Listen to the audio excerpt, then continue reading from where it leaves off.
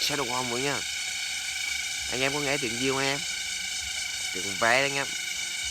Clip hôm nay thì mình có làm được một cái gậy bắt vé. Hôm nay mình sẽ đi bắt vé và làm món vé trên giòn. Món mà tuổi thơ chắc ai cũng đã ăn quá rồi anh em ạ. Bây giờ thì mình sẽ chuẩn bị và đi bắt đây anh em. Bây giờ mình sẽ đi bắt vé nha anh em. Mình nghĩ là cái hơi nhỏ không biết bắt có được không anh em. Nhưng mà mình cũng cố gắng bắt và làm clip cho anh em xem nhé. Ok anh em, đây là thành quả của mình nha. Bắt được cũng khá là nhiều rồi anh em.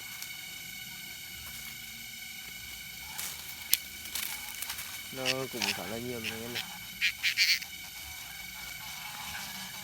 Để chiến vé nha anh em.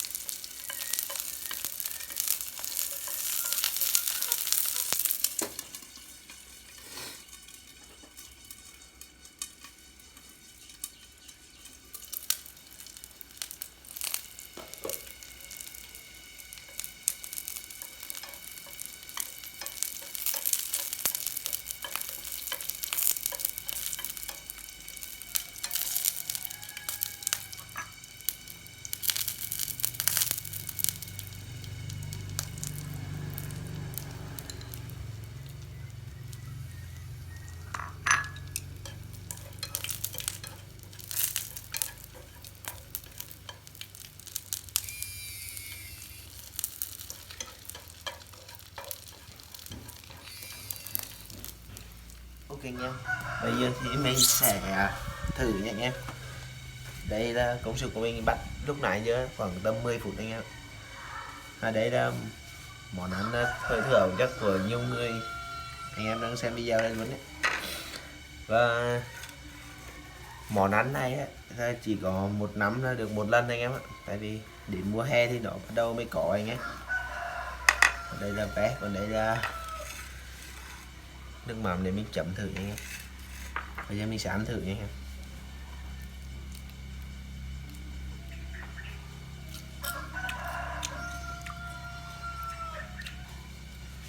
Nó giòn lắm anh em. Giòn giòn tán luôn đấy anh em.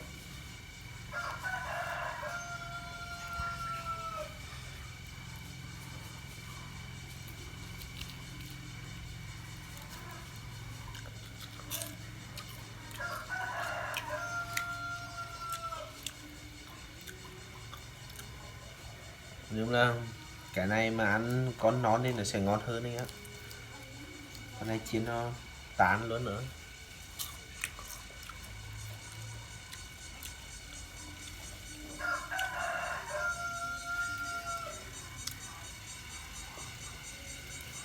Con này nó kêu nghe được cả tái đấy anh em ạ. Đến mùa hè rồi giờ khắp vườn nó toàn kêu không á.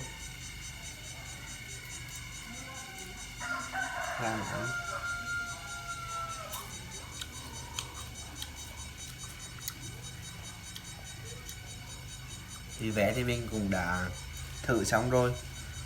Nếu clip này mà anh em nào có cùng tuổi thơ với mình thì hãy cho mình một like, share và một đăng ký nha anh em, để mình sẽ chia sẻ cho anh em nhiều thứ hay hơn, thú vị hơn từ miền đất Tây Nguyên của mình nha anh em. Bye bye anh em.